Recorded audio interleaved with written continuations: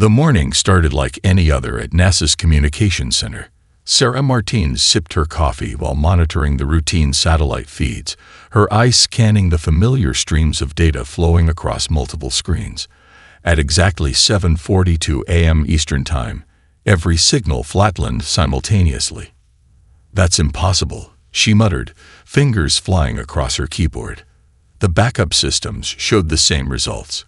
Every satellite, from weather monitors to television broadcasters, had gone dark. She reached for her phone to call her supervisor, but the device displayed no service. The explanation appeared 18 minutes later.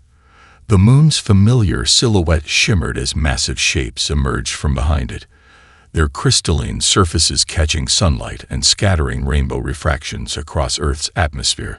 12 ships, each larger than Manhattan, moved in perfect geometric formation. Global panic seemed inevitable, but the aliens didn't attack. Instead, they positioned themselves in a precise dodecahedron pattern around Earth and waited. Hours passed as military forces worldwide scrambled to respond, their radar systems overwhelmed by the crystalline structures that seemed to bend scanning signals like light through prisms. At noon GMT, every electronic device on Earth activated simultaneously. The message appeared in every language, in every format. "Your species has reached a crucial developmental stage. Submit to Zoraxian guidance or be removed from the galaxy's evolutionary path. You have 48 hours to comply." To demonstrate their power, the Zoraxians selected an uninhabited island in the Pacific. A beam of light, pristine and focused, struck the island's center. In seconds, the entire landmass transformed into pure crystal, its surface smooth as glass and harder than diamond. The message was clear: resistance would be futile. But in a hidden facility beneath the Rocky Mountains, Dr. Emma Chen noticed something others had missed. The crystalline ships pulsed with light in regular patterns, like heartbeats made visible. She'd spent her career studying crystal structures, and these patterns reminded her of something she'd seen in her research on piezoelectric materials. "Look at this," she told her colleague, Dr. James Rodriguez, pointing to a spectrographic analysis. "The light pulses aren't random. They're maintaining some kind of resonance frequency." While the world's governments debated surrender terms, Emma and James worked through the night. They discovered that the alien ships weren't just made of crystal. They were single, massive crystalline structures.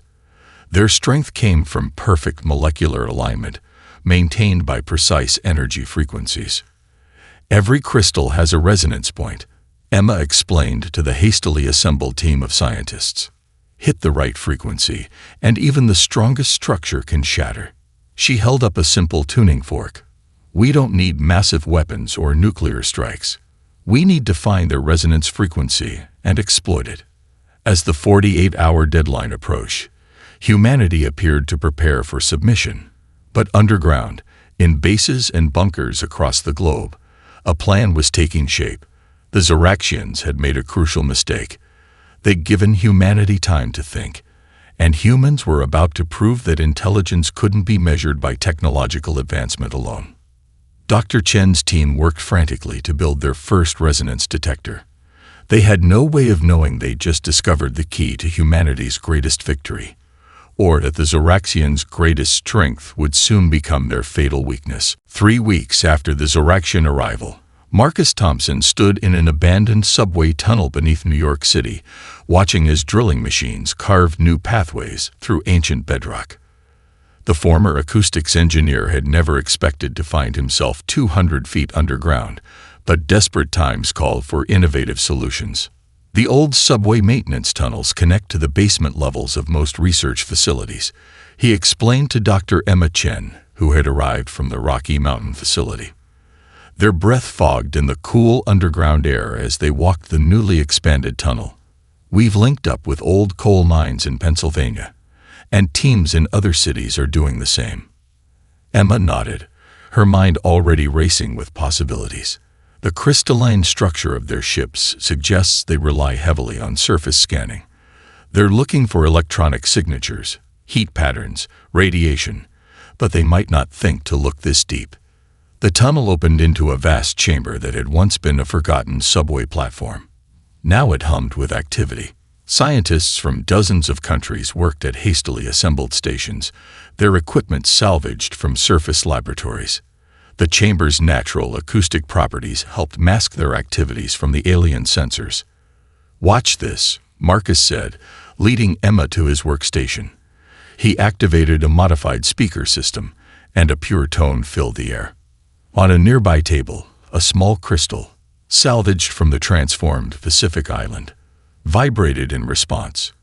Every crystal has a natural frequency. Hit the right note. The crystal shattered into powder. Emma's eyes widened. The ships maintain their structural integrity through synchronized vibrations. If we could disrupt that synchronization, we could shatter them, Marcus finished. But we need more power, and we need to find the exact frequency for their ship-grade crystals. Too low, and nothing happens. Too high, and they'll detect our attempts. In another section of the chamber, Dr. Yuki Tanaka from Tokyo University worked with thermal imaging data. The ships generate significant heat when they transform matter, she reported. The crystal conversion process requires precise temperature control. If we can disrupt that, the underground network grew more sophisticated each day. Mining engineers from South Africa shared their expertise in tunnel stability. Australian opal miners taught others how to read rock formations. Indian tech experts established a secure communication system using the natural conductivity of mineral deposits to transmit data without surface signals. Late one night, as Emma calibrated testing equipment, she heard music echoing through the tunnels. Following the sound, she found Marcus at his workstation, playing a cello. The instrument's rich tones reverberated through the chamber's natural acoustics. "Something about their crystal pattern reminded me of Bach," he explained. "Music is mathematics, and mathematics is patterns. The Zoraxians think in perfect geometric formations, but music can be both precise and unpredictable." Emma watched crystal samples vibrate in response to different notes. "We're not just looking for a single frequency," she realized. "We need a symphony." Above them, Zoraxian ships continued their patrol patterns, their sensors sweeping for signs of resistance. But they found only abandoned cities and compliant populations. They never imagined that deep beneath their feet, humanity was composing the song that would become their downfall. The Norwegian fjord stretched before them like a mirror, its surface undisturbed in the pre-dawn light. Dr. Emma Chen huddled in her thermal coat, checking the readings on her tablet one final time. Beside her, Marcus Thompson made last-minute adjustments to what looked like a concert speaker system, but was actually humanity's first resonance weapon. The Zoraxian patrol ship passes through this valley every sunrise, Norwegian resistance leader Anna Larsen whispered, her breath visible in the cold air. "They're studying our hydroelectric dams. Same route, same time, every day." Emma nodded, understanding the aliens' mathematical precision was both their strength and their weakness. They can't help themselves. Perfect patterns are part of their nature. The team had chosen this location carefully. The fjord's natural walls would amplify their sonic weapon, while the water's surface would help reflect the sound waves upward. If they failed, the isolated location meant no civilian casualties. If they succeeded, Emma pushed that thought aside, focusing on the present. Marcus's fingers hovered over his control panel. 2 minutes, he murmured. The crystalline structure of their scout ships is smaller, less complex than their capital vessels. If this works, right on schedule, a Zoraxian scout ship appeared over the mountain ridge. Its crystalline surface caught the first rays of sunrise, scattering rainbow refractions across the fjord. The sight was beautiful, Emma had to admit, like a massive diamond floating through the sky. "Now," Anna commanded. Marcus activated the resonance array. No sound was audible to human ears. They were operating well above the range of human hearing, but everyone felt the vibration in their bones. The air itself seemed to shimmer. For 3 seconds, nothing happened. The scout ship continued its patrol route, seemingly unaffected. Emma's heart sank. Then she noticed it, a tiny imperfection in the ship's crystalline surface, like a crack in a window pane. The crack spread rapidly, branching out in fractal patterns across the vessel's hull. The ship's perfect geometric form began to distort as the resonance frequency disrupted its molecular structure. There was no explosion, no dramatic blast. The entire vessel simply shattered like sugar glass, its fragments catching the sunlight as they rained down into the fjord. "Recovery teams, move in," Anna ordered through her radio. Small boats darted out from hidden coves, their crews ready to collect samples of the alien crystal before they sank too deep. Emma's hands trembled as she checked the readings. The frequency worked exactly as calculated. Their crystalline structure couldn't maintain integrity once we matched its resonance pattern. Marcus was already adjusting his equations. The larger ships will have different frequencies, probably more complex harmonics. But now we know it's possible. A distant alarm echoed across the fjord. The Zoraxians had noticed their missing scout ship. "Pack it up," Anna ordered. "Underground in 10 minutes." As the team quickly disassembled their equipment, Emma caught Marcus smiling. "What is it?" she asked. "The frequency that shattered their ship," he said. "It was almost exactly a G-sharp. We just played their crystalline technology like a tuning fork." The rising sun illuminated crystal fragments floating on the fjord's surface, each one a tiny prism creating its own rainbow. Somewhere above, the Zoraxians were surely struggling to understand what had happened to their scout ship. They would soon learn that humanity had found their weakness, and this was just the first note of a symphony that would shatter their invasion plans. The Zoraxian commander's crystalline form shimmered with frustration as it reviewed the patrol logs. 6 scout ships had vanished in the past week, each disappearing from different locations around the globe. The patterns made no sense. There was no mathematical progression to the attacks, no predictable sequence to analyze. Meanwhile, in a repurposed concert hall beneath Paris, Dr. Emma Chen and Marcus Thompson were teaching resistance fighters how to use the newly miniaturized resonance weapons.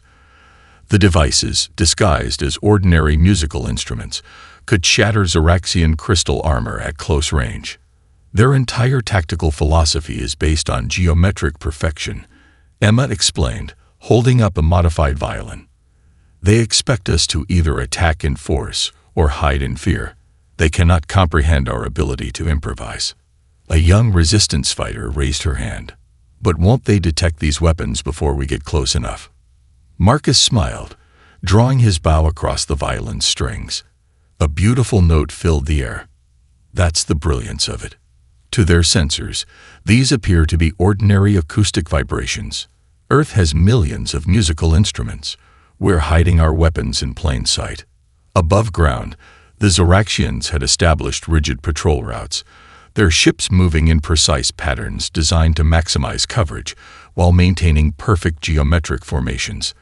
But humans had learned to read these patterns, finding gaps that appeared for mere seconds as ships maintained their mathematical spacing. In Tokyo, a resistance team slipped through one such gap, using the city's subway tunnels to move undetected. In Rio de Janeiro, fighters disguised as street musicians shattered a crystal-armored ground patrol while appearing to play for tourists. Each success proved that humanity's greatest weapon was its unpredictability. Emma's tablet chimed with an incoming transmission from Dr. Yuki Tanaka. "The thermal imaging analysis is complete," Yuki reported. "Their crystalline technology requires exact temperature control. Even a few degrees of variance disrupts their molecular alignment." This revelation led to a new tactic. Resistance teams began placing heat strips and cooling units along patrol routes, creating temperature gradients that forced Zoraxian ships to constantly adjust their crystal matrix. The strain of these adjustments made them more vulnerable to sonic attacks. "They think in straight lines and perfect circles," Marcus observed, watching a simulation of recent battles. "But humans naturally think in curves and improvised patterns. We're teaching them to dance to Earth's rhythm, and they don't even realize it." A junior scientist burst into the room, clutching a tablet. "We've intercepted their communications. They're pulling back from major cities, consolidating their forces into defensive formations. Emma studied the data, a smile spreading across her face. Look at this. They're trying to create a perfect geometric shield around their command ships. They're falling back on absolute mathematical precision because they don't know how else to respond. Marcus nodded, understanding the implications. They're doing exactly what we predicted. When faced with an incomprehensible threat, they'd retreat into patterns they understand. But those very patterns make them vulnerable. The resistance network hummed with activity as teams worldwide coordinated their next moves. While the Zoraxians sought safety in mathematical perfection, humanity prepared to show them that sometimes the most powerful force in the universe was controlled chaos. The aliens were about to learn that not every battle could be won with geometric precision. Sometimes victory required a more human touch. Operation Glass Hammer began at sunrise over Sydney Harbor. The iconic Opera House, its sail-like structures gleaming in the morning light, had been transformed into something extraordinary. Deep within its carefully designed acoustic chambers, Dr. Emma Chen and Marcus Thompson made final adjustments to an array of modified sound equipment. All teams report ready. Anna Larson's voice crackled through the secure communication system. Similar preparations were underway in concert halls and acoustic spaces worldwide. The Sydney Opera House would serve as the conductor for this global symphony of resistance. The Zoraxians have created a defensive sphere around Earth, Emma explained to the assembled technicians. They think it's mathematically perfect. But like any sphere, it has harmonic nodes, points where vibrations naturally intersect. Marcus checked the final calculations on his tablet. We've mapped every resonance point in their formation. Each concert hall has been assigned specific frequencies. When combined, they'll create a harmonized wave that should disrupt their entire defensive network. The operation hinged on precise timing. Teams in London's Royal Albert Hall, Carnegie Hall in New York, the Musikverein in Vienna, and dozens of other acoustic spaces worldwide waited for Sydney's signal. The Zoraxians' own desire for geometric perfection had made their formation predictable. 60 seconds, Anna announced. Through the Opera House's windows, they could see Zoraxian ships maintaining their patrol pattern, their crystalline surfaces reflecting the sunrise like massive diamonds. Emma thought about the months of preparation, the countless hours spent analyzing frequencies and testing harmonics. Even if we succeed, she said quietly to Marcus, they'll adapt their defensive patterns. That's exactly what we want, he replied with a slight smile. Every time they change formation, they become more complex, more brittle. They can't help but seek mathematical perfection. And that's their weakness. 10 seconds. Anna's voice was steady. All teams, initiate harmonic sequence. The air itself seemed to hold its breath. Then, from the Opera House's perfectly designed chambers, the first notes emerge. No human ear could detect them, but sensitive instruments showed the invisible waves rippling outward, reaching toward the Zoraxian ships. Other concert halls joined in, each adding their precisely calculated frequencies to the symphony.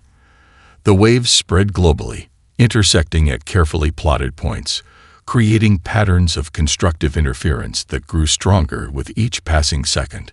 The first crack appeared in a ship over Sydney, a tiny imperfection that spread like lightning across its crystalline surface. Similar fractures began appearing in ships worldwide as the harmonic waves found their resonance points. Energy readings are spiking, Emma reported, watching her instruments. Their ships are trying to compensate, reinforcing their molecular bonds. Push harder, Marcus ordered. The technical teams increased power to their sonic arrays, sending stronger waves into the growing chaos. Above Sydney Harbor, the first ship shattered spectacularly, its crystalline fragments cascading down like diamond rain. Similar scenes played out across the globe as humanity's carefully orchestrated symphony tore through the aliens' defensive sphere. In their command ships, the Zoraxians scrambled to understand this unprecedented attack. Their sensors detected nothing but harmless sound waves, yet their supposedly impenetrable formation was being torn apart by forces they couldn't counter. Operation Glasshammer marked a turning point. For the first time since their arrival, the Zoraxians faced an enemy that could strike their entire fleet simultaneously. As the sun rose over Sydney, humanity had proven that sometimes the most powerful weapon wasn't the most advanced technology, but rather the ability to turn an enemy's strength into their greatest vulnerability. In a secured server room beneath London's Royal Institution, Maya Patel stared at streams of data flowing across her monitors. The young programmer had spent weeks analyzing the patterns in Zoraxian communications, and she'd finally found something extraordinary. Their entire network operates like a crystalline orchestra, she explained to Dr. Emma Chen and Marcus Thompson via secure video link.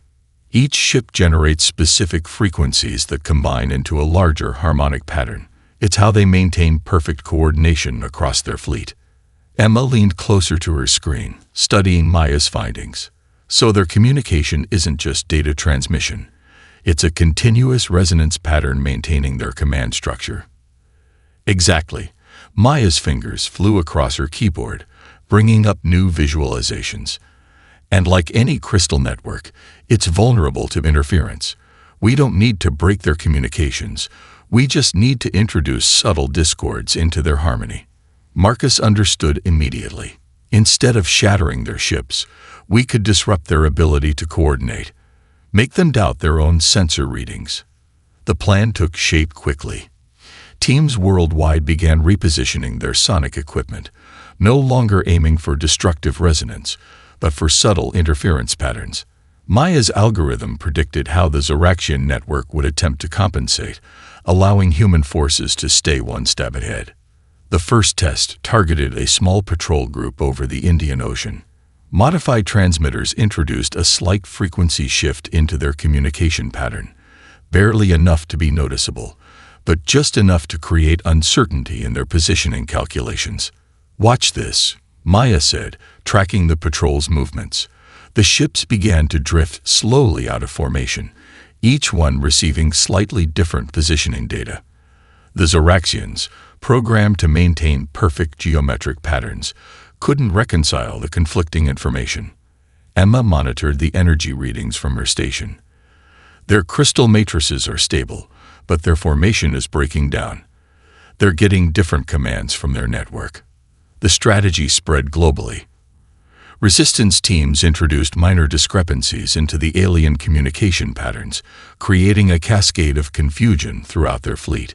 Ships that relied on precise mathematical coordination began moving erratically, unable to trust their own positioning systems. "They're trying to re-establish their baseline frequency," Marcus observed, watching the readings.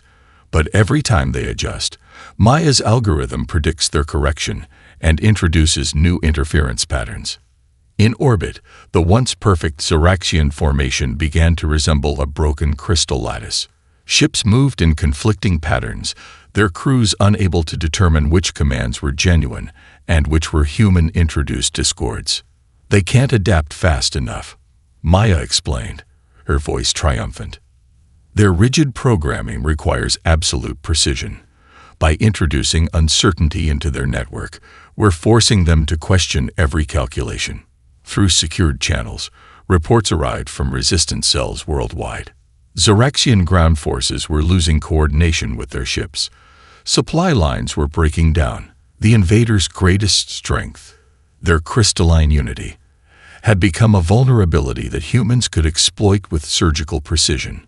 Emma watched the tactical displays, seeing the once mighty alien fleet dissolving into chaos. "They came here expecting to find simple beings they could easily dominate," she said quietly. "Instead, they found a species that could turn their own perfection against them." The Zoraxians' perfect crystal symphony was transforming into a discordant chaos of their own making, and humanity was conducting every note of their downfall. Beneath the Swiss Alps, in a chamber originally built for detecting neutrinos, Dr. Emma Chen stood before a bank of sophisticated seismic monitoring equipment.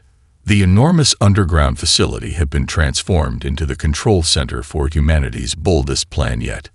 Every fault line, every tectonic plate boundary is now equipped with our resonance generators, she explained to the assembled team of international scientists. Earth's core itself will become our amplifier. Marcus Thompson studied the global network display, showing thousands of synchronized devices positioned at key geological points worldwide. The planet's natural harmonics will multiply our signal strength exponentially. We're turning Earth into the largest resonance chamber ever created. Dr. Yuki Tanaka's voice came through the secure communication system from her position in Japan. The Mount Fuji station is synchronized. All Pacific Rim generators are ready. Similar confirmations arrived from stations worldwide: the Mariana Trench, the Mid-Atlantic Ridge, the Great Rift Valley. Each location had been chosen for its ability to transmit vibrations through Earth's crust. Maya Patel's algorithms had calculated the precise frequencies needed. Once we activate the network, the resonance wave will build gradually, she explained from her station in London. The Zoraxians won't detect it until it's too late to adjust their crystalline structure. Emma checked the final calculations one last time. The plan was audacious, using Earth's natural seismic properties to create a planet-wide harmonic wave that would affect every piece of Zoraxian technology in and around Earth simultaneously. All stations report ready, Anna Larson announced from her coordination post. Waiting for your signal. Emma took a deep breath, looking at each face in the control room. Initiate primary sequence. Deep within the Earth, the first resonance generators activated. Sensitive instruments detected the initial vibrations traveling through the planet's crust, building in strength as they encountered each new generator in the network. Seismic wave patterns are stable, Marcus reported, watching the readings. Harmonic convergence in 3 minutes. Above ground, the Zoraxian fleet continued their scattered attempts to regroup after the communication disruptions. Their sensors, designed to detect artificial energy signatures, failed to recognize the growing danger in the natural vibrations beneath them. First harmonic wave reaching the surface, Maya announced. Crystalline stress patterns appearing in their ground installations. The effect began slowly, a subtle vibration that caused Zoraxian crystal technology to resonate at frequencies just outside their stable range. As more generators added their power to the growing wave, the vibrations intensified. They're detecting it now, Anna reported, monitoring alien communications, but they can't identify the source. It's coming from everywhere at once. In orbit, Zoraxian ships began experiencing structural instabilities. Their perfect crystalline forms, already weakened by the communication disruptions, struggled to maintain cohesion against Earth's rising song. Maximum resonance in 30 seconds, Marcus called out. All stations, prepare for final amplitude. Emma watched as the wave patterns synchronized across the global display. Humanity had transformed their entire planet into a weapon, using the very forces that shaped Earth to defend it. This is our home, she said quietly as the final countdown began, and we're about to show them why you should never underestimate a species that has learned to live in harmony with its world. The Earth itself was about to demonstrate why invasion was a mistake, using a power the Zoraxians never considered, the planet's own natural symphony. The dawn sky over Geneva sparkled with crystalline fragments, a glittering reminder of humanity's victory. In the underground command center, Dr. Emma Chen watched as the last Zoraxian ships retreated beyond lunar orbit, their once perfect formations now broken and irregular. Final status report, Anna Larson called out, her voice carrying a mix of exhaustion and triumph. All major population centers report zero Zoraxian presence. Their ground installations have been neutralized. Marcus Thompson studied the readings from their global sensor network. The resonance wave is dissipating naturally. Earth's geological systems are returning to normal. He smiled, adding, the planet gave quite a performance. On screens around the command center, celebrations erupted worldwide. Streets filled with people looking skyward, watching the last traces of the alien fleet disappear into space. The crystalline debris in orbit caught sunlight, creating spectacular rainbow effects in the atmosphere. We're receiving a transmission, Maya Patil announced from her station. It's being broadcast on all frequencies, using our own communication protocols. The message appeared on the main screen, translated in real time. You have accomplished what no other species has achieved. Your victory was not won through superior technology or overwhelming force, but through innovation and adaptability. Earth will be marked in our archives as a protected world, home to a species worthy of respect. Emma felt tears in her eyes as she read the acknowledgement of humanity's achievement. They came expecting to find primitive beings they could easily dominate. Instead, they found equals who could turn their own perfection against them. The aftermath of the invasion brought unprecedented changes to human society. The underground network, originally built for resistance, became the foundation for a new age of innovation. Scientists worldwide study the recovered crystalline technology, learning to integrate it with human ingenuity. 1 month after the victory, Emma stood in the transformed Sydney Opera House, now serving as both a concert hall and a research center.